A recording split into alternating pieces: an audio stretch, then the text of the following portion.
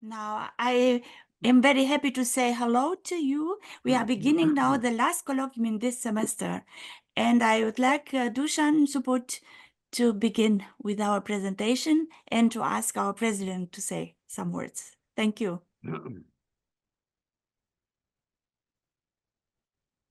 Dušan. Hello. Hello. Hello, everybody.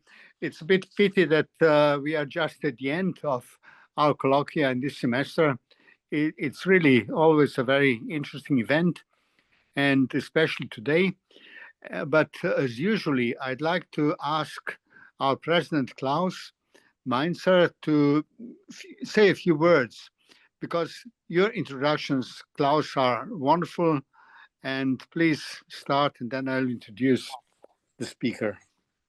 Thank you, Dušan. And we were already deep in the discussions now, and so it is an interruption. But let me do my duty, dear members of the European Academy of Sciences and Arts. I hope you can hear me. Is that clear? Yes. Voice is good? Yeah. Yes. Welcome to the last colloquium. As Dušan already said, Arts Meet Science this semester. And once again, I would like to thank Violeta, Dinescu, as Dean of the class Arts, and Dušan Šuput, as Dean of the Medicine class, for organizing this event. Tonight, we only have one lecture, but this lecture has it all. Our speaker is a molecular biologist, but it is about much more, namely the evolution of the cosmos, the universe, from an initial singularity, which is well known as the Big Bang, to the emergence of consciousness.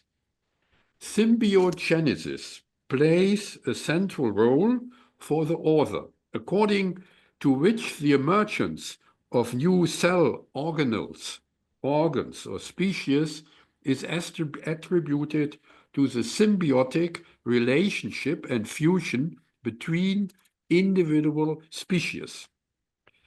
Accordingly, symbiogenesis leads to the possibility that evolutionary trees cannot only branch, but also network again.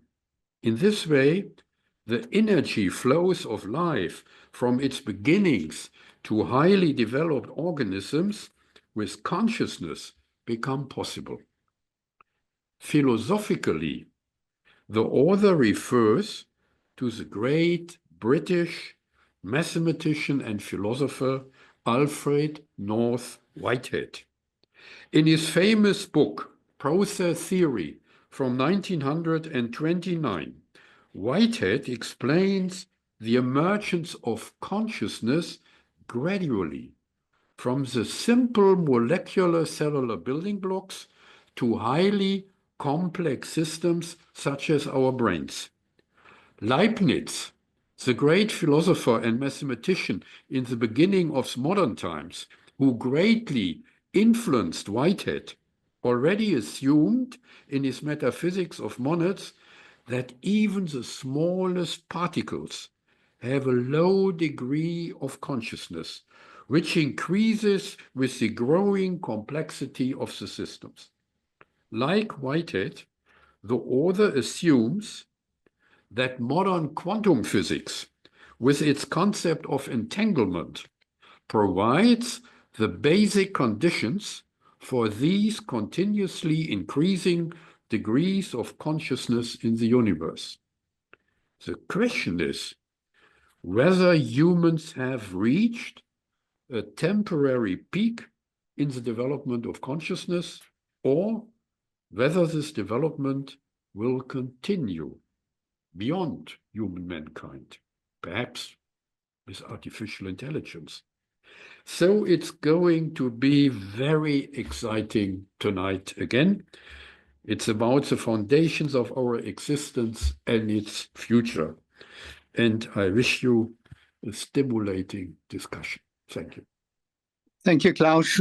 And now I'd like to introduce a very interesting speaker, John Stephen Torday, who received his master thesis in 1971 in experimental medicine from McGill University in Canada. Then he did research in many institutions, including University of Wisconsin Medicine, and then Harvard Medical School, Maryland Medical School, and now at the University of California in Los Angeles. But that's not as important as his work. You know, it's really exciting to see how somebody who starts with cell and how the cell makes organs and how to all this brings also to consciousness. It's really very exciting. And I think we are all looking forward to your talk. Discussion already started, and I think it'll be even more lively after your lecture. So please, the podium's yours. Thank you. Well, thank you very much, Violeta and Dušan, and to the Academy.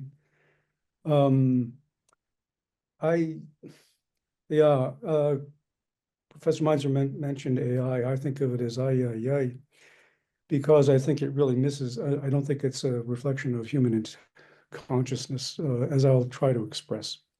So I'm going to start with a poem I wrote on holism. When we do math or physics or chemistry, or on the other hand, we write poetry or a musical ditty, we're acknowledging we're parts of the whole, and the whole is greater than the sum of its parts. All the mathing, physicsing, chemistrying, all arts, painting and sculpting, musicking and poesing, couldn't put Humpty together again. Why so? What's the problem? Lack of hobgoblins of our soul? Probably so. So what do? Pray for inspiration from above? Find the answer in love? I say look inward for inspiration. Our physiology's got the answer. Every cell inscribed with conscience aspires, perspires, and sweats out the truth. So that's basically the take home of what I'm about to tell you. Every living organism is conscious. And I know that's controversial, but there's a ever-growing number of us who've been saying this in print, in journals, and in books. So why do we feel there is something greater than ourselves? Sorry, I have to shrink the screen here.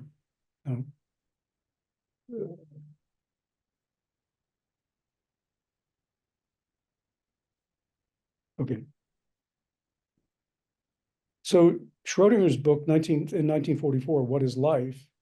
He stipulates that entropy, the organization of energy, is negative within the cell and positive outside of the cell. The distribution of energy from its source. That's a key observation, and it led me to posit that there are first principles of physiology, negative entropy, chemiosmosis to support that negative entropy, and finally homeostasis, which turns out to be extremely important.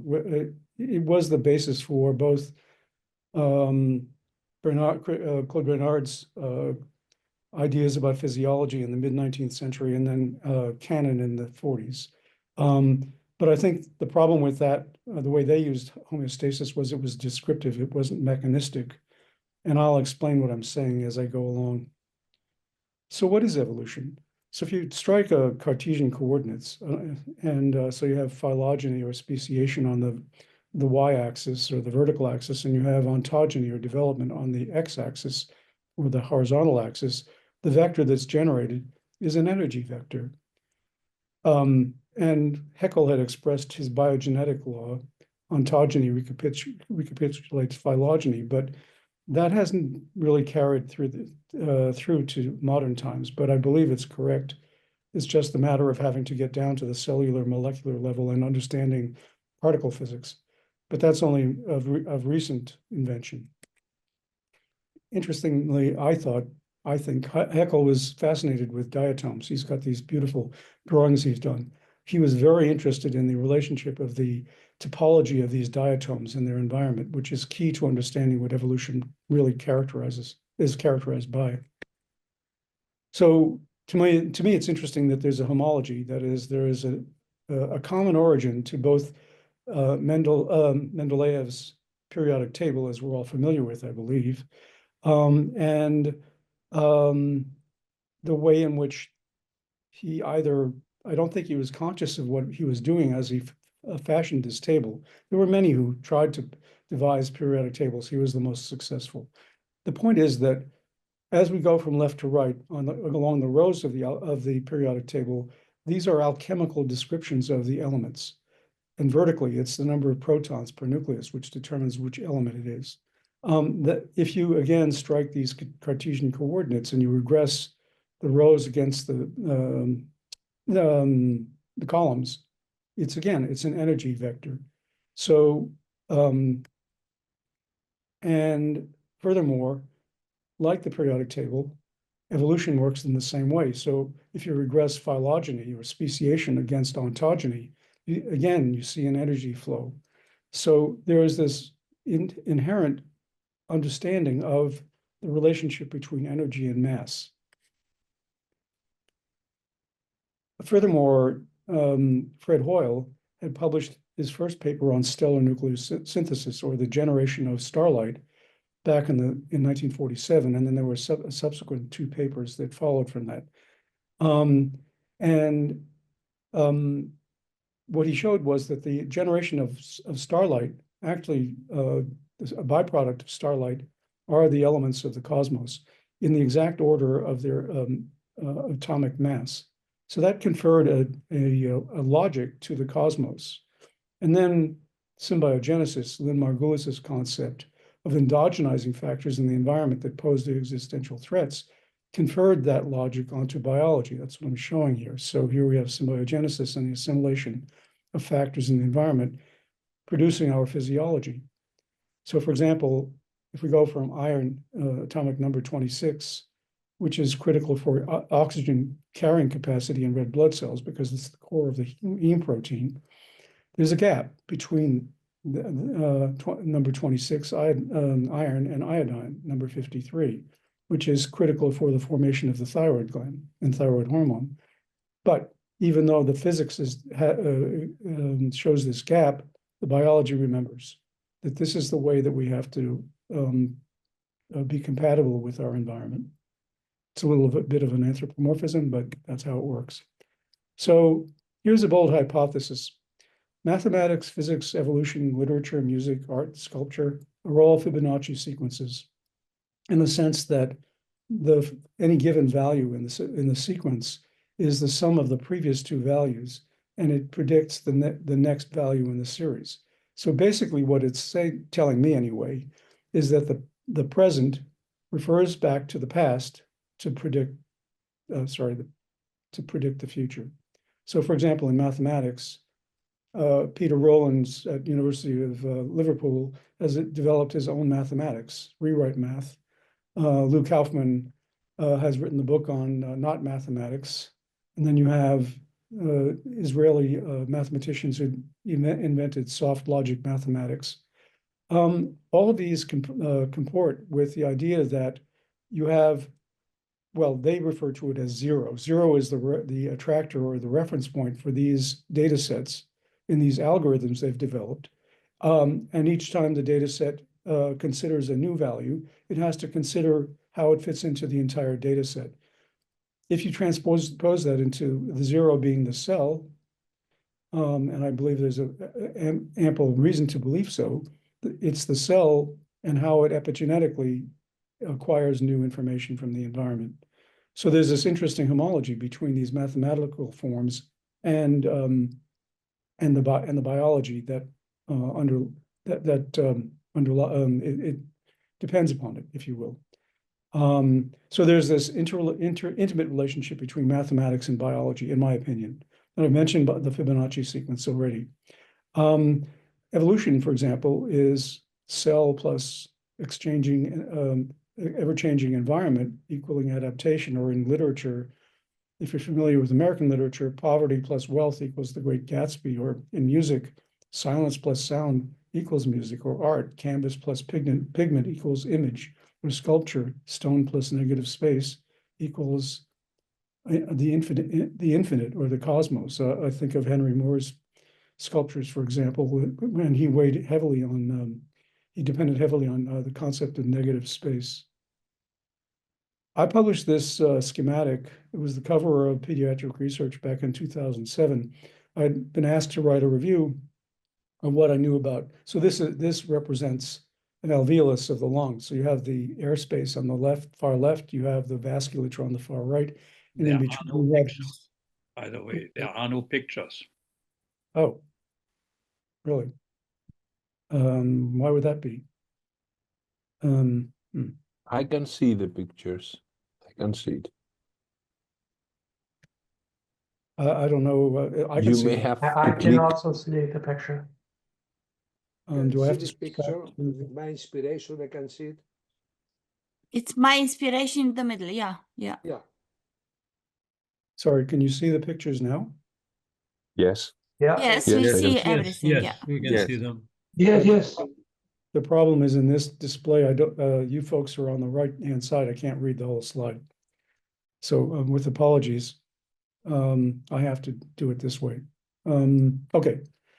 So I was saying that this is the alveolar wall. These two cells, an epithelial cell that lines the epithelial, the alveolar space, and these underlying fibroblasts, these connective tissue cells. The interaction between this fusiform football-like American football-like cell and the epithelium is what generates the lung. These are epithelial mesenchymal interactions. And just for fun, I thought when I was looking at this complex pathway or set of pathways, I thought, well, why don't I do a back of the napkin calculation? And when I did the calculation for the evolution of these structures and functions over time as a random event, the answer was it would have taken longer, 10 to the 19th years, for the lung to have evolved. In other words, it's longer than the existence of the universe, which is a nonsense answer. So in contrast to that, there must be some underlying set of principles or principles that generate this structure and function. Furthermore, I had been working for a number of years on the parathyroid hormone-related protein gene, and because NIH had funded me for 30 years to study its structure, its function, because if you delete it, if you knock it out, you don't get alveoli. So on the left is the knockout lung with no alveoli. On the right is the normal lung at birth. So this was a very important observation made at Mass General Hospital. And furthermore, if you take these lung epithelial cells that generate parathyroid hormone-related protein, and you stretch those cells in vitro, it increases their expression. So it's related somehow to the mechanotransduction property. And I thought, well, maybe it has something to do with gravity. So NASA has this handy-dandy device that will actually emulate microgravity or close to it.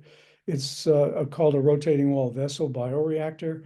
You can put cells on these Cephadex beads, which have a certain buoyancy, and the cells attached to them. And then if you put this device on the far left in a centrifuge, it will imitate the loss of gravity. And the hypothesis was that there would be a loss of the phenotype of these lung and bone cells that are stretch regulated. And that's what we saw. Here we have a set of data. On the far left is parathyroid hormone-related protein mRNA expression, both as mRNA per se and as green fluorescent protein tagged. And what you see is from the far left, the vertical axis, there's a fairly precipitous fall in the mRNA for PTHrP until it reaches a baseline around 24 hours. And then it's a stable baseline. And then if you put the cells back in unit gravity, they recover their phenotype. So clearly there's an interrelationship between gravity and this PTHrP molecule. And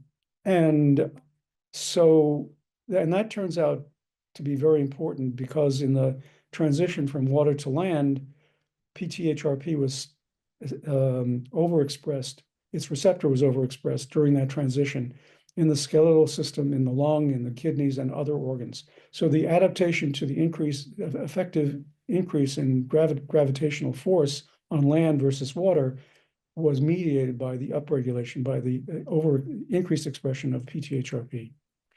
The other property of effect of microgravity, if you will, is that in normal or gravity, my cells, these lipid bound spheres or primitive cells, are uniform in unit gravity. But in zero gravity or microgravity, they're heterogeneous. And then for us folks who, as kids who played with soap bubbles, we know that if you have this inhomogeneity of the soap bubbles, the big ones are going to eat the little ones until what you end up with is only one big bubble. That's not conducive to evolution. And that was shown by Klassen and Spooner in 1996. So here I'm showing the relationship of stellar nucleosynthesis, the generation of starlight, and as the logic of the cosmos, and how I'm depicting how hydrogen and helium basically interact or are with one another to generate all of the elements of the periodic table up to uranium, and then they become man-made.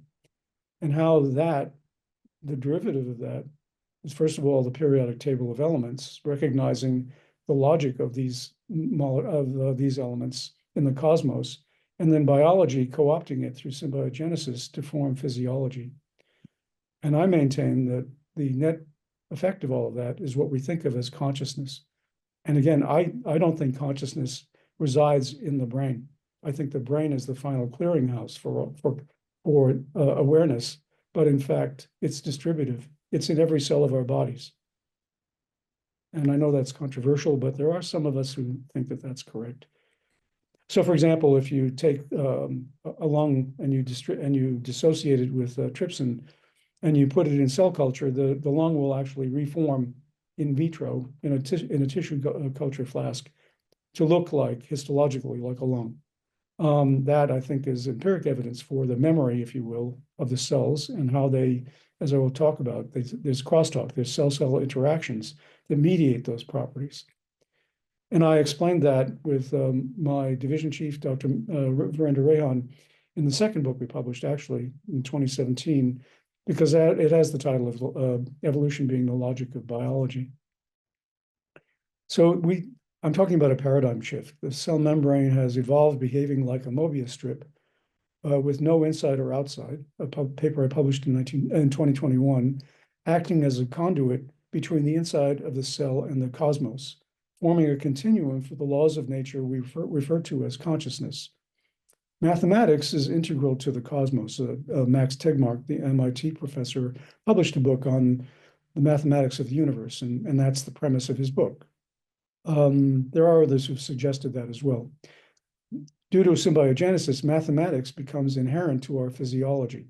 So in other words, the drawing in of factors from the environment, along with those factors, if you will, the iron, the iodine, other factors, there is mathematics associated with those structures, and that becomes the basis for our consciousness. So there is a common language between the laws of nature and our consciousness. That is why we are conscious.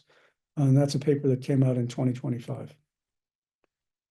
So the background to all of this is that understanding consciousness is thought to be the most important thing we need to know, referred to as the explanatory gap. Where is consciousness? Evolution of the physiology has been traced back to the unicell using cell-cell communication. I just showed you the book I published. And there are over 100 papers that I've published on this topic. Symbiogenesis, or serial homeostasis, is evolution, and it is the assimilation of factors in the environment, as stated by Sagan in 1967. Consequently, physiology operates based on the same laws of nature as the cosmos. Consciousness is our inherent awareness of the cosmologic laws of nature. It is why we feel that there is something greater than ourselves. I think that's fairly ubiquitous, with the exception perhaps of my present president here in the United States. So in the beginning, there were lipids immersed in water covering the Earth. They were delivered by asteroids when there was a non-oxidizing atmosphere. Dave Deamer really was the one who championed this concept. He actually did the experimental work to show this, the fact that there were these snowball-like asteroids containing lipids generated by pulsars.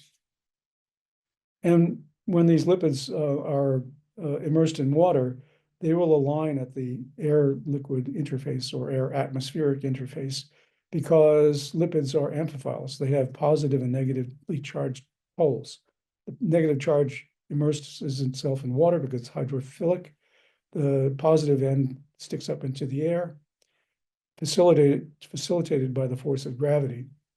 And And then there's this, what I refer to as a quantum leap or a phase transition, when these individual lipid molecules pack so tightly that they can overcome the van der Waals force that for surface tension of water, and they jump to this micelle structure, a semi-permeable membrane surrounding a sphere, if you will, which is very much like a cell, if you will.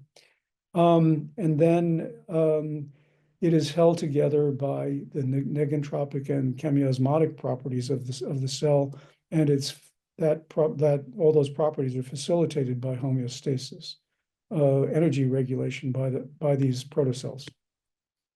So here's a more elaborate way of looking at the same thing. It's the same scheme, but I'm showing more detail here. And I mentioned here the first principles of physiology, the negentropy, the chemiosmosis, and the homeostasis as the constant reference point for how life has evolved from single cells to multicellular organisms. And that gravitational force is essential for this whole process to transpire. I've introduced the idea that quantum entanglement, the balancing of particles within the cell, is the homologue of symbiogenesis in the quantum environment. So there's a relationship, homologic relationship between quantum entanglement and symbiogenesis. And the zero gravity experiment demonstrates all of these principles, if you will. That is the loss of phenotype or the loss of the evolutionary strategy. And so all of this is vertically integrated as evolution, ultimately culminating in what we think of as consciousness. Einstein's E equals mc squared is critical in this concept because it was only once Einstein equated energy with matter that what I'm talking about became highly relevant. So on the left, I'm showing alveolarization on the vertical axis and the cell-cell communications that mediate alveolarization on the right. So if you start with a fish swim bladder, which allows the fish to float in water, adapt to buoyancy, that evolved in amphibians and reptiles, mammals and birds into the lung. And there's ample cellular molecular evidence that that's correct.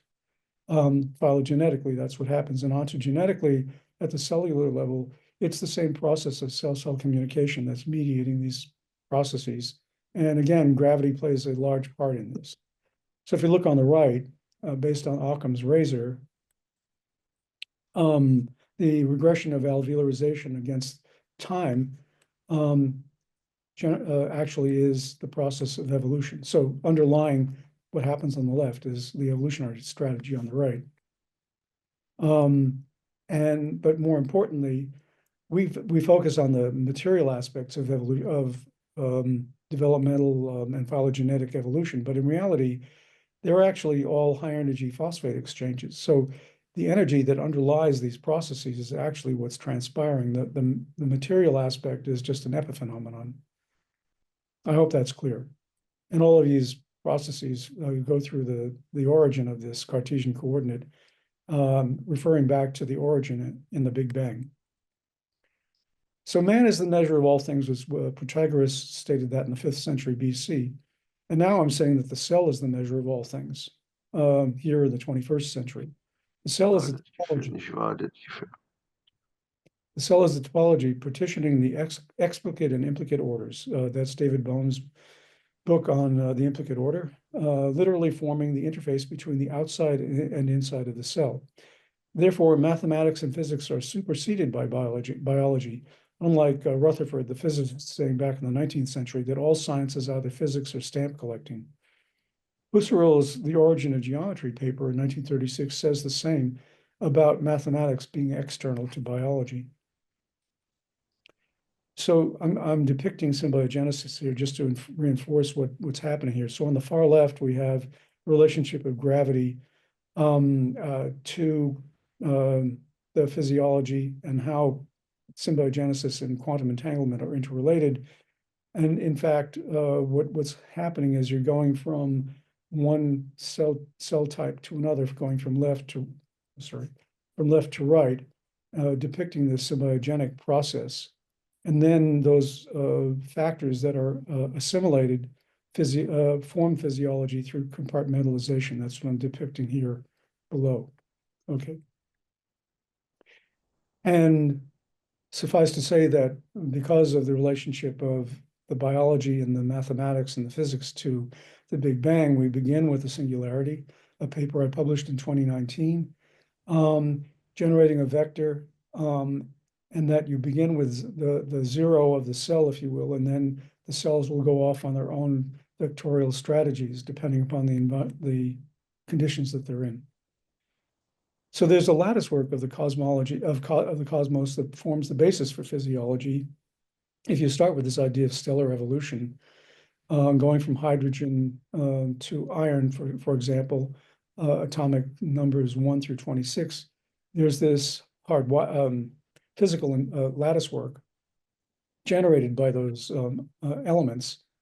And that forms the basis for example, the evolution of the thyroid gland in us from the endostyle in lampreys, these marine organisms that have a structure in their throat that filters out particulate matter in order for them to feed. They're filter feeders.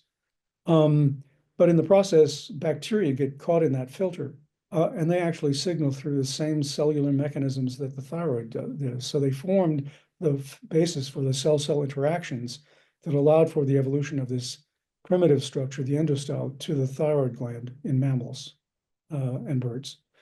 And as I said earlier, there's a gap there between iron and iodine, but the biology remembers the necessity for ascribing to this lattice work, and therefore it doesn't pay attention to the gap. It minds the gap and then proceeds to generate structure and function. Interestingly, there's a school of thought that gravity also dictates the formation of the planets. So now you have the same force, gravity, acting on both the planet itself and on the inhabitants, the biologic inhabitants. So of course, Lovelock would have observed Gaia, the Mother Earth concept, which I am of the opinion is absolutely correct. So here I'm depicting symbiosis or symbiogenesis in the left corner here. And then I'm showing schematically how physiology is generated from these particles as binaries in, out, if you will. And all of these factors, all these structures are homologous with the elemental forms that they formed from. And again, this supports Gaia theory. And what I'm trying to show here is that there are two levels of consciousness. There's local consciousness dictated by this movement of factors into the cell forming our physiology, but there's also cosmic consciousness, which is the non-local consciousness based upon quantum entanglement. I said earlier, symbiogenesis and quantum entanglement are homologs. So there's a two-tiered system here of local and non-local consciousness. Evolution is non-commutative. It's unidirectional because it complies with terminal addition, a well-recognized phenomenon in biology in which the adding newly evolved traits only to the end, not to the middle or the beginning, which otherwise would result in extinction because it's highly inefficient. Because evolution is a function of cell communication, it is inefficient to add newly evolved traits in the middle or at the end of a series of evolved traits. Therefore, newly acquired traits are added only at the end of a series of traits, or what is described in biology as terminal addition. The form of evolution described herein is the opposite of random Darwinian evolution. It is autopoietic or self-organized and structured as first described by Maturana and Vrba in 1980 in their book Autopoiesis and Consciousness. However, there was no mechanism for this. And in their defense, the kinds of mechanisms I'm talking about have only come about in this century. Particle physics and molecular biology was largely not understood back in 1980. Evolution is determined by its context or environment, striving to reestablish homeostasis. If evolution were random, it would not have been possible to trace the stepwise cellular molecular emergences that constitute vertebrate evolution, as I've described. So experimental evidence that non-local gravity supersedes local gravity. The phase transition from lipids to micelles is a quantum change or a leap. There's no intermediate between individual lipid molecules and the micelle. Zero gravity causes cells to lose their phenotypic identity, as I've described, And two other laboratories have shown the same phenomenon in their own ways, but it's consistent with what I've shown, to the point where they've actually, like I, have shown that this PTHRP gene loss of expression in hyperspace holds true for rats that have been flown in hyperspace. I obtained bones from those rats from NASA after 5 years of pleading. The loss of cell-cell signaling during aging and senescence, for example, represents a loss of physiologic identity. So there's this mirror imaging of development as the acquisition of cell-cell signaling and physiology. And then in late life, we experience the loss of these physiologic traits due to the balance of energy shifted towards the beginnings of the life cycle in order to ensure reproductive success. Mazur, in a published paper in 2013, showed that patients recovering from general anesthesia experience a recapitulation of brain phylogeny. And Kubler-Ross, in her study of near-death experiences, showed that they were associated with seeing a point of light at the as a transition to non-locality from and the cosmos. The ultimate reference for the singularity that existed prior to the Big Bang is symbiogenesis, which is constructive, referencing the unity of the cell's origin. That's described in the paper I published in 2024. Body memory as the synthesis of evolution of cell-cell communication. So the body can remember trauma, for example, as shown by van der Kolk in his The Body Keeps the Score, published in 2014. The answer to Chalmers' infamous question about what is the hard question, which he published in 1995, is why is it we see red when we whack ourselves with a hammer, thumbs with a hammer? I'm of the opinion that it's an atavism. It's the memory of when we first bled, having a closed vascular system and also had a nervous system able to feel pain. Body memory is evidence that the cell can, in fact, remember. Receptor gene duplications in the water-land transition changed physiology from the lung, for example. And the examples are this PTHRP receptor, the beta-adrenergic receptor, and the glucocorticoid receptor, which all duplicated in the transition from water to land about 500 million years ago. The organism remembers when it was aquatic, so that transition increases the force of gravity, and then so it's referencing that gravitational effect that put life in motion in the first place. So here's a schematic for the origin of local and non-local consciousness, just to reinforce it. So on the left, we have symbiogenesis, and then that is homologous with quantum entanglement. And so the symbiogenic process refers to the non-local, to local consciousness, I'm sorry. And quantum entanglement refers to non-local consciousness, referring to the cosmology, cosmologic gravity. And in fact, as I say here, the Mobius strip designation is not literal in the sense of the classic Mobius strip as one continuous surface, but figurative due to the permeability of the membrane creating no inside or outside. So it's a homologue. It's not exactly a Mobius strip. It's a functional Mobius strip.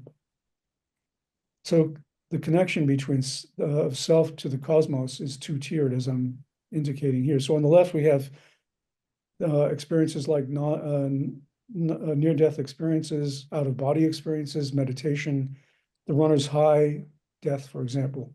Those are all representative of the non-local consciousness that we already recognize as a phenomenon. On the right is classical local consciousness, leading to quantum entanglement and ultimately to our physiology. But these two states are actually one and the same, seen at different levels, if you will.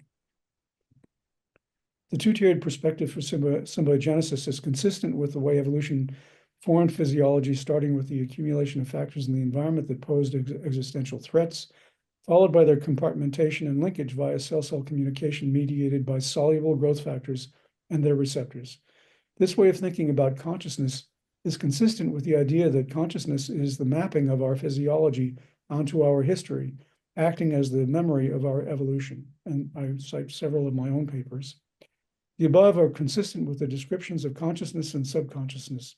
It is also consistent with the Libet experiment published in 1983, showing a 300 millisecond lag between the response of the brain to a stimulus and the physical response, as if consciousness were initiated within us first, as an action coming after the fact. So the predictive value of the cellular approach to evolution is demonstrated by why, for example, we return to the unicellular state reproductively. It's never been explained, it's only been described. So that's necessary for enacting epigenetic inheritance. I won't go into the details of that, I've mentioned it before. The life cycle is elliptical, it's not linear. That's a very important idea. It's reminiscent of Eastern religious belief in karma, but it's not a cleansing process. It's actually the ability of to go from zygote to zygote and confer information that was gleaned in any given life cycle. So it's not birth, life, death as we normally think of. It's actually a circular or elliptical process. And aging and senescence are due to the loss of cell signaling, as I mentioned earlier. Mathematics of the cosmos and mathematics of physiology are in alignment. I've spoken about that. And homeostatic control of ions, glucose, and other such phenomena are based on the mathematics of the cosmos, synchronized with physiologic mathematics. I spoke about that earlier, and I do think it's an important precept, and it explains why that common mathematical code, if you will, is shared by the cosmos and by life and confers consciousness on us. But it's controversial, and it hasn't been accepted for publication and may only end up as a chapter in my next book. And here, finally, I have a composite of cosmic mathematics with the singularity at the peak, at the top here of this hierarchy, fed by, if you will, symbiogenesis as the source. As the source for our physiology and consciousness. But the reason that it references a singularity is because it's a constructive process and it's aware, if you will, of something greater than itself. It's the title of this talk. And that greater than is the singularity or the monism from which we've evolved. We're all fractals of that. So here I'm showing how physiology was produced by symbiogenesis and gave rise to art on the far right, science, chemistry, physics, mathematics, all aspects of consciousness. And non-local consciousness is actually the quantum expression of local consciousness. But we have the facility to understand it at some level. I personally make a habit of sleeping on things because if I'm on the horns of a dilemma, because it resolves itself the next morning or maybe the morning afterwards. But yeah, and mindfulness, for example, is another example of non-local consciousness that we're always already aware of. And I'm of the opinion that as we evolve as a species, we'll become more and more adept at this kind of practice. But maybe that's too phantasmagorical. You be the judge. Well, thank you. Thank you so much for your cosmical presentation, the essence of our life. It's incredible. We have Peter Hermann who would like to say some words. Dušan, please also. Yes. Peter Hermann is now. Please, Peter. Yeah, it's a very, there are 2 points. One is one of understanding. You mentioned it some way, but I didn't understand it really. Linearity and irreversibility. If you can clarify this for me, that's the one I think more or less simple to be answered question. The other one is symbiogenesis. Can you say something on how it is linked to sociogenesis and psychogenesis? This is a ongoing problem in sociology, social science, and this links in a way to the question of linearity, because Norbert Elias, for instance, he was developing this on sociogenesis and psychogenesis. And one question there is actually that according to him, one interpretation is at least it's a linear, irreversible process. We make progress and this cannot return from civilization to uncivilized or barbarism. And the other question, other point is actually, yes, there is a reversion possible. And some people say we are at the stage today where we move to something that is not civilized, but it is barbaric. And so perhaps you can elaborate a little bit on this. Thank you. Yeah, those are great questions. We actually published a paper, a book on the actually on the reversibility of evolution, which is heretic because the Darwinians say it's irreversible. But the co-author on that book had a collection of Amphioxus, the chambered nautiluses, that showed over time that they actually would revert back to an earlier form. I think that's an adaptive strategy that just because of injury to the organism, it will revert to an earlier homeostatic state in order to then eventually go back to its normal progression. But that's an anomaly. I think the reason that I think your irreversibility is important in the sense that it comports with, it's in agreement with that phenomenon of terminal addition. Which is the phenomenon by which new traits are only added onto the end of a series of traits. For example, the homeobox genes that dictate the number of fingers on your hand. If a clinician sees a baby that's got webbed fingers, he knows the baby has a heart problem because the same gene regulates heart septation. So that's that kind of, you extend from the heart out to the limbs, for example. But there are many examples of that. It's a well-accepted phenomenon. You also mentioned, so that's linearity and irreversibility. Yeah, somebody else had asked me about in an email about the social implications. There's an interesting phenomenon in biology called niche construction. A classic example is beavers build dams and then they flood the area, and that's to their advantage. That's in terms of their stability and further survival and evolution. Humans build homes and villages and towns and cities and city-states and nation-states. That's the same thing, actually. It's niche construction. And Nicholas Christakis, he's an immunologist by training at Yale, but he's also used his contagion theory to show in computer modeling that human communities are all interconnected. So this idea that the niche actually forms the sort of the unit for human evolution by assimilating factors into this is the basis for human social systems. And I was trying to remember. There's a political scientist from Ohio University who published a book about 10 years ago showing the quantum mechanical principles of social systems. I think it's correct. So I do think that there is a relationship between the individual's physiology and the physiology of the group based upon these concepts of niche construction and even the idea of I published a paper on language being the oral and written language being the evolution of cell-cell communication. There's a continuum there that I won't bore you with. It's not like Noam Chomsky's ideas. It's based upon physiology, but there is this continuum, if you will, from cellular communication at the very in embryology, for example, and cell-cell communication as the fundament of language as well. So I don't know if that answers your question, but I think it's an important idea in the idea of the unity of our being, if you will, both individually and at the communal level. Well, thank you. I don't know if that helps.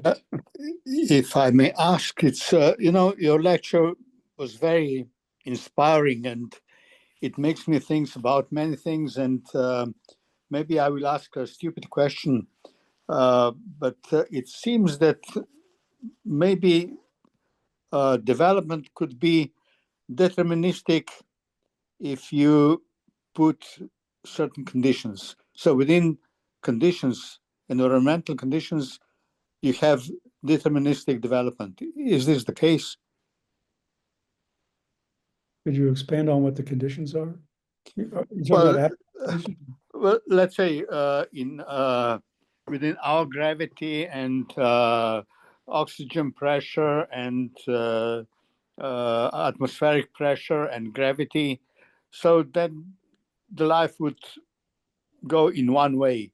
It cannot go in many directions. So let's say if we go to Jupiter, if that would be possible, it's different gravity, and maybe things would go differently in many ways. So do you think it's deterministic or not? I'm not sure I understood, but I had a feeling that it could be the case. Oh, I agree. I mean, I began my career when it was discovered that there was communication between the fetus and the mother, largely through endocrine mechanisms, but there are other properties too.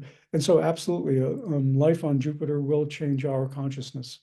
It won't do it radically, but we do, I mean, because most of the cells in our body, unless we're injured in some way or there's some homeostatic disturbance, they're in a matrix, which stabilizes them.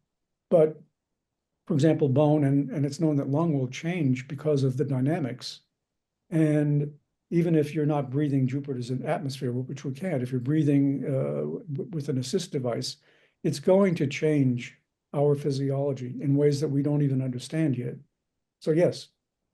And then if consciousness is somehow universal, what do you think about some experiments several decades ago about telepathy? That's an interesting question, because my basic tenet is that because of the gravitational principle, so plants will evolve towards the source of Earth's gravity.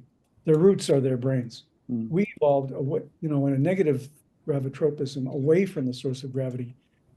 And in fact, that led to being bipedal, which freed our forelimbs, which created this large head structure in the contents. So that whole trajectory away from the source of gravity, I think, is what gives us that belief that telepathy is possible. It's an aspirational thing. I think of Icarus and Daedalus demonstrating human flight in myth. Well, but the Wright brothers came a few thousand years later and demonstrated proof of principle that we can fly. So it's in the human consciousness. So I don't know if telepathy per se is possible, but in the consciousness group that I work with, a clinical psychologist who's been reading my paper says, I use your work in my practice. And I'll give you an example. I had a difficult patient who had a recurrent nightmare of a house fire. And then she finally realized that her maternal grandfather died in a house fire, and the clinician smells smoke. Okay, so that, and we've shown in my laboratory at UCLA, as an NIH-funded project, how cigarette smoking, through the effect of nicotine, can cause asthma. It also increases short-term memory in the brain. That's probably why we continue to smoke. But I'm saying that telepathy, there may be certain people who can actually exhibit telepathy, but I don't know that it will be ubiquitous. If it is, it will take millions of years. Okay, thank you very much. I'll be online, but I will walk to another place now, so I'll just turn my connection off. Thank you, Dušan. Thank you. If I cannot say goodbye later on, I would like to say goodbye to everybody now, but I will be online still. All the best, Dušan. All the best. Now we'd like to invite Klaus Manzer to say something big. Please, Klaus, and then Ioannis. Yes, thank you very much. That was actually a big view, and what is very interesting, you underline the role of mathematics today in order to describe and to model the emergence of these complex structures in evolution. And actually, that is possible. What we call self-organization can nowadays be modeled by complex nonlinear systems, starting, for example, with atomic and molecular models, and by their nonlinear interactions at some critical points, we can observe the emergence of new structures. For example, in this case, the emergence of cells, and then we can consider complex systems of cells, and in the same way at the critical interactions of nonlinear relationships, then new structures emerge, and so on and so on. And we can even go up to complex neural networks nowadays in the brain, but also in AI, and can describe what is sometimes called more popular self-organization of structures, but actually mathematically described as phase transitions at critical points. Now, my point here is the following. And in your talk, consciousness is a crucial topic, but in the process, using mathematics, modeling these emergence of new structures, there is no explanation of consciousness in the psychological sense, for example. But what is crucial is the concept of information. So what I missed in your talk is exactly that term, because you described in the end of your abstract, we need a paradigm shift from matter to energy, right? That is described in this process. But it is also described the emergence of information, even up to quantum information. But consciousness, that is not explained in these mathematical models. So that is my question here to you. First, what is your role? What is the role of information, up to quantum information, for example, in your description? And then what about consciousness? In which framework? Do you believe that it's also possible to model it in mathematical terms? And then how should it be realized? John, please stop the PowerPoint. Oh. So, yeah, Oh, thank sorry. you. Thank you. Now you may answer. Yeah. Sure. Sorry, I thought maybe I had to refer to the slides. No, that's a great question, Klaus. I was collaborating with a retired physician for many years, writing books and papers, and he was adamant about information, Shannon information. I think Shannon information, I have a problem with Shannon information as the basis for consciousness because it's material. I don't think that consciousness is matter, it's energy. The reason I say that as an embryologist for many years is that, as I said earlier, when we look at the development of the embryo from zygote to 2 cells, 4 cells, 8 cells, we tend to focus on the structure, but in reality, what's happening is it's a series of high energy phosphate exchanges. That's demonstrable. It's energy exchanges. So what I'm saying is, yes, each progressive cell in that progression has new information, but it's dependent upon the energetic stimulation from the previous iteration in order to do what it does. So information is, I guess the best I can say is it's an epiphenomenon. I don't think it's the correct focus. Yeah, that's the point. Yeah. It's still an open question, I think, in the debates. In modern AI, only information is discussed, by the way, even in quantum computing, quantum information. But even in the very ambitious nowadays generative AI, there is no hint to what is considered in cognitive science or in psychology called consciousness. That, I think, is an important point to realize. Well, the one I love that exemplifies the way I think is Gregory Pincus, who was the scientist who developed the reproductive pill. He did a couple of studies, published studies on parthenogenesis.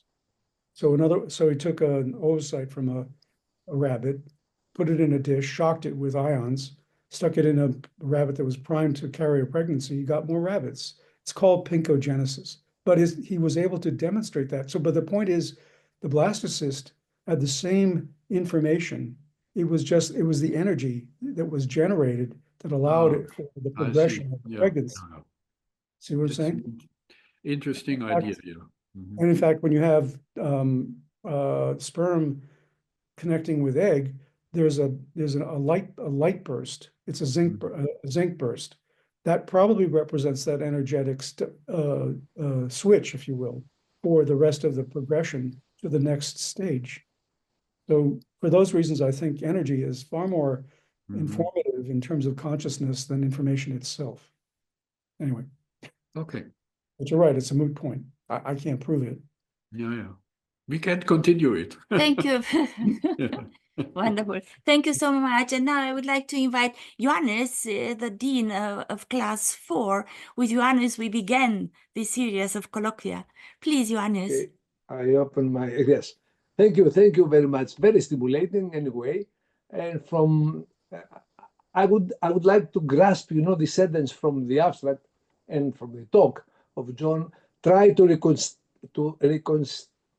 the singularity that produced the cosmos, recognizing something greater than ourselves. I like this. So, and then we get into the symbiogenesis. The theory that symbiotic relationships drive the evolutionary novelty and complexity, as it is seen and we heard from the eukaryotic cells via endosymbiosis, has been used as evidence for non-dual monism, a philosophical perspective actually that rejects dualistic separations such as mind versus matter or organism versus environment. Anyway, even in this theory, there are several opponents and critics in this interpretation from different angles. Critics of holism in science, neo-Darwinist and genetic reductionists, mechanistic and reductionist philosophers, etc. At any rate, in my opinion, the truth, as it is created and processed by the human mind, cannot by its very nature be complex. Remember Einstein's simple but of enormous universal effect equation E equal mc squared. All theories and knowledge of any utility are shockingly simple in their principles, regardless of whether we use specialized and sophisticated techniques to study them. I believe that it is dangerous for our societies to become alienated from scientific and technical knowledge. We must give them the tools to judge, of course, at the very least, its importance and the impact of its application. It's what matters. I recall here the Greek scholar Joseph Sifakis. I think, John, you mentioned something about understanding and changing the world, and also Federico Fagin, recent books I happen to have read, the irreducible, consciousness, life, computers, and human nature. I would wish to gradually build an outlook of the world where I always distinguish what I can talk about with some degree of certainty from what I do not know. One must aim, that is, our aim as scientists must be to push the boundaries of knowledge as far as possible while remaining aware of our limitations. So to my view, I recall and I accept the stat of Anaxagoras.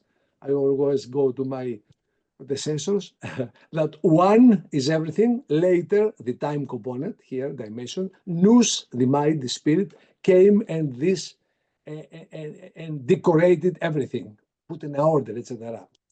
That was stimulating thoughts that you gave me from your talk, John, and I thank you very much. Thank you. It's wonderful, so inspiring. Thank you. Thank you. And I see Peter Hermann would like also to say something again. Please, Peter. Yeah, it seems to be a simple question, but it bothers me for some time, this new singularity. Can you say something on this? Because there is this, you know, probably Kurzweil and others working or thinking about a new singularity where in a way it links, I think, to what Johannes said, this question, can we actually, or do we have to alienate from technology and mechanics, and will we come, or won't we be able to come to a new stage in this respect? Great question. Just to go to Jonas, you make a very important point, and I actually published a paper saying that life is simple. We complicate it because we're seeing it from the end result. So that's important. But Peter, to your Professor Herman, to your question about the singularity. So Kurzweil, he's talking about a technological singularity.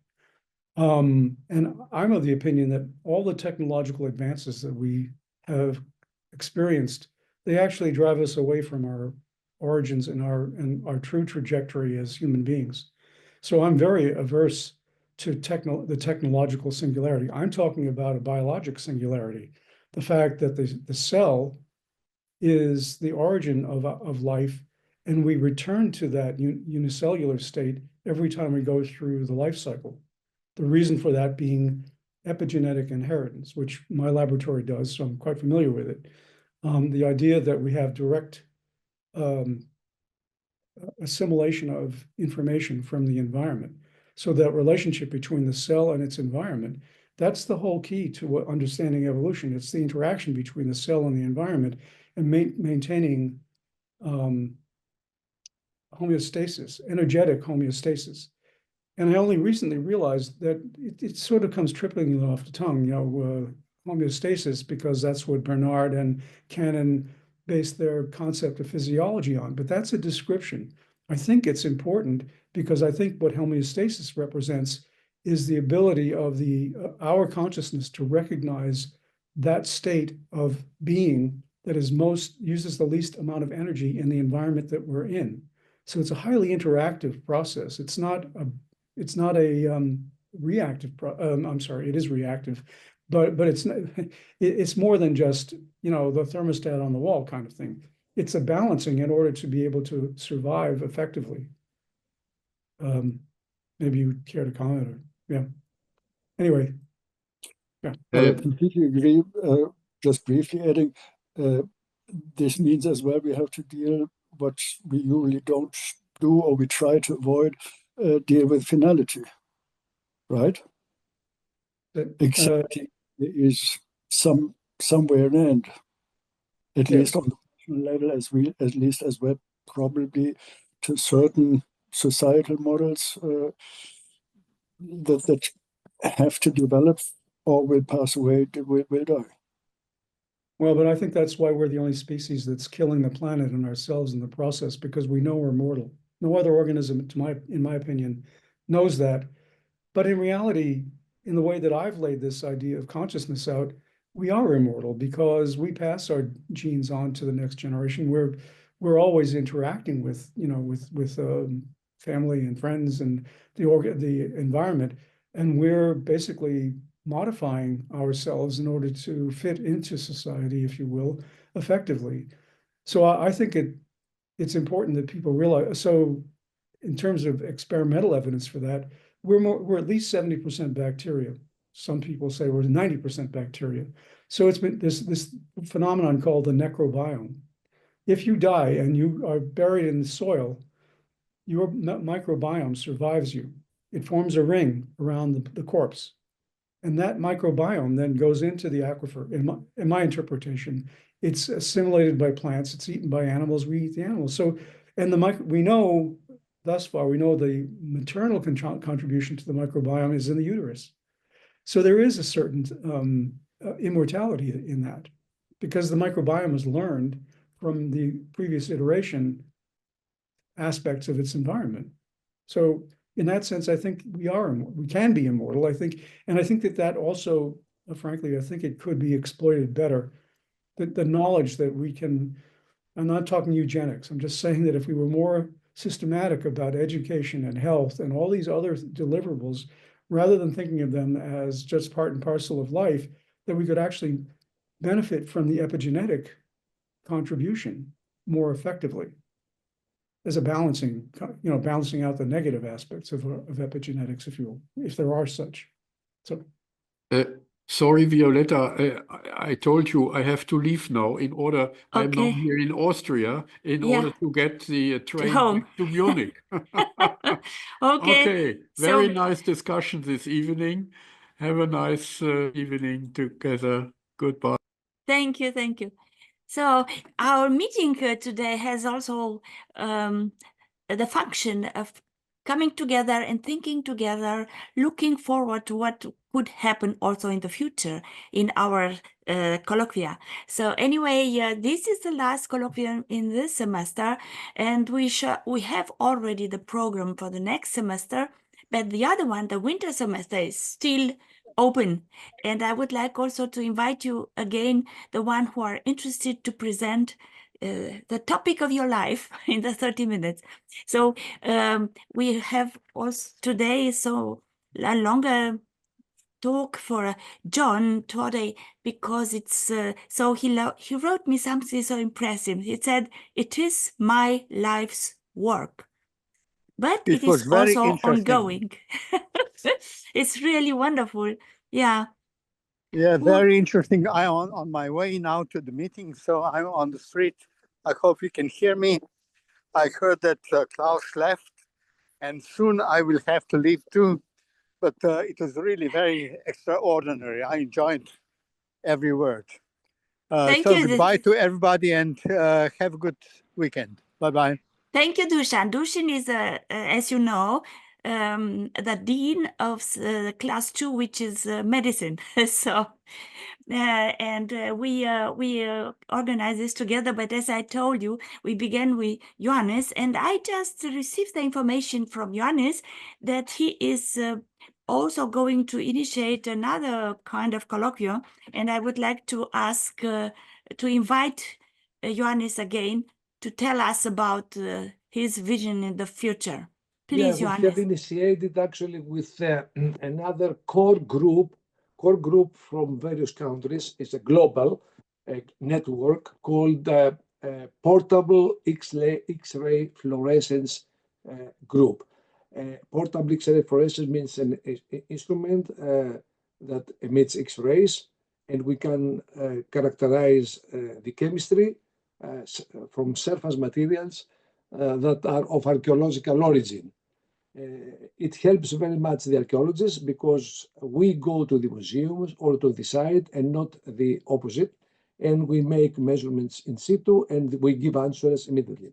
But the problem of calibration and advantages and disadvantages has always been a thorn in this technique. So we have developed a new modeling in order to educate young scientists and also to stimulate scholars to further development of this portable X-ray fluorescence technique. And for this reason, we start a new sub-colloquium, I could say, which is part of the branch of the colloquium Science Meets Arts, because indeed, what we start for next 2 weeks, I think, it is science, in art, in archaeology, I mean. And we have made a program, and we have the mailing list for the members and also other non-members that Violeta already has, I think, a mailing list. So we shall let you know, and if you are interested, you can join us. Thank you so much, Johannes. I just received now from Graham Waterhouse a comment, and Graham is a composer and a cellist. And he also mentioned the correspondence with music, this correspondence of this incredible talk today, which is something about totally another word, but in fact, we are recognizing gravity to think about the tonal center and the necessity to go to magnetize our universe of sound. I see also Ivar Fromberg. I'm sure he would like also to say something. How is it possible to be inspiring for us musicians, such an incredible talk? And this is also what Johannes lyricist you shall do the same thing in another constellation, Johannes. And and you are also always welcome to us. We shall come to you also. So, Ivar, may I hope that you would like to say some words from the musical point of view? Well, I would be very humble to say something because I think it's very difficult to get into the essence of understanding how this can be. I can see your idea about linking gravity to tonal systems, of course.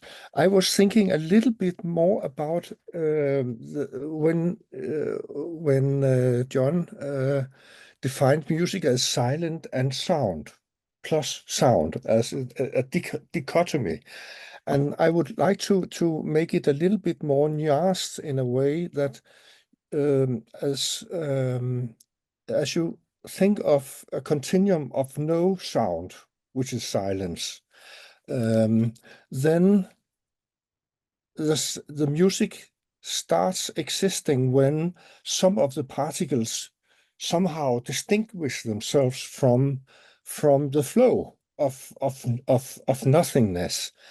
And I do not know how they do that, but I think it's a certain similarity to quantum physics. I think it's the Hilbert space. It's called this basic space of only waves, and from where the particles arise. But also we have to notice that silence in this sense is the background noise. It's there. It contains already. It contains energy from which has been there before. This is the residuance of something, of former music, even you could say. So you could have the idea of that if you could enhance the right, if you could sort of amplify a certain specific layer, then you will hear what is in there, which is of course not possible, but it is sort of a thought that more than I have had and that I've read in literature. And then I think also these particles, when they constitute themselves, they also, to a certain degree, points towards Gestalt psychology, in the sense that we group them. I mean, we distinguish these particles, some of the particles, as being different from the background noise, and therefore they constitute the beginning of music, at least. I mean, the basics of pulse, for example, as a very simple thing. And I don't know where that leads me, but I would like to hear if you could use it, or if you could sort of put it into a context. Thank you. No, those are great observations. The things that come to mind to me, I'm in a Zoom with people in England every week, and the person who runs it is a musicologist, so music does come up. And Michael Spitzer is a friend of Mark Johnson's. Spitzer has written a book, The Musical Human, was one of his books. Anyway, I've talked to Michael, but these are independent thoughts. But one is the realization that we actually, as humans, we evolved in the dark. So sound was critically important in that transition. And then to go into the diurnal state, and what did we, drag along? What didn't we drag along? But the other thing is that, so all large primates have what's called the area of Broca in their cerebrum. Only humans have an area of Broca that merges language, including music, and locomotion. And I think it's not coincidence. They're all controlled by the same gene, the FOXP2 gene. So there's this, just the idea that locomotion or walking or running, they're rhythms and they're connected to language, intimately related to language. So if you, God forbid you have a stroke, you have a hemiparesis and you can't speak, right? It's not a coincidence. So I think what you're talking about is very important. It's just very difficult to isolate. There was a really interesting paper that came out of University of Tel Aviv about a month or two ago. Teachers of mathematics merging teaching fractions with teaching music, and they were able to show that connection between the notes and the fractions. and that improved the scores of the children, for example. So there's that synergy between the mathematics and the music. I mean, maybe that's in obvious. I don't know that it is, but beyond that, just the idea that there's nothing, and then there's the holism of the musical piece, and then there's nothing again, reminds us of our origins. And each of us brings the same or different knowledge to the same phenomenon, but I think there is a heuristic there. I don't know if that helps in terms of understanding that interface between, so as I was saying about the dark, so the lower jaw of a fish gave rise to the ear ossicles to hear. The lateral line for balance, hearing in fish became the cochlea. Right? So there are these structures in our brains that have come from a very primitive, from lower forms or whatever that fish and amphibia, to our ability to hear. And I think that probably has a lot to do with the objective way we understand what the music really represents. Oh, thank you so much. I see Peter Hellman would also to say something again. Peter? Yeah, it's a kind of new hobby or whatsoever. When you say it's unique to humans, I'm living now in a place where I never ever saw so many birds before, different kinds of birds, migratory birds or others. And I try to figure out now, not systematically doing research, but I think it's interesting just to observe what is going on there with the movement, with the different constellations, and with the communication. Because it is a place here where you can actually hear not what they say, but that they say something. It's not a noisy place like a city or wherever you don't hear anything. But here you hear something that presumably makes sense and is linked to their movement.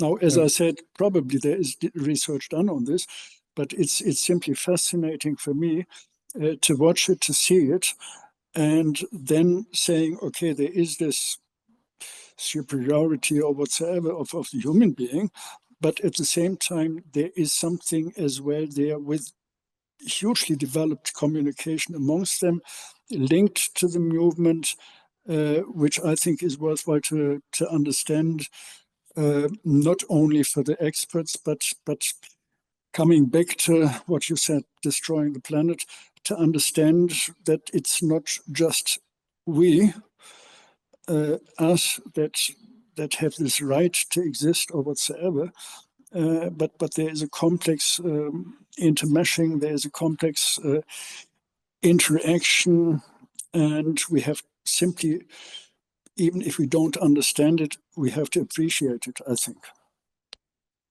Yeah, to comment. Well, it's interesting you mentioned the birds, because we lived in Southern California for 20 years, and the only birds there are pelicans and seagulls. There are no land birds because there's no water to generate bugs. So when we moved back east, I was highly sensitive to bird songs. So in that context, first of all, our behavior is epigenetically controlled, because we know now that the endocrine system is under epigenetic control. And birds comply in the same way. Birdsong is under endocrine control seasonally.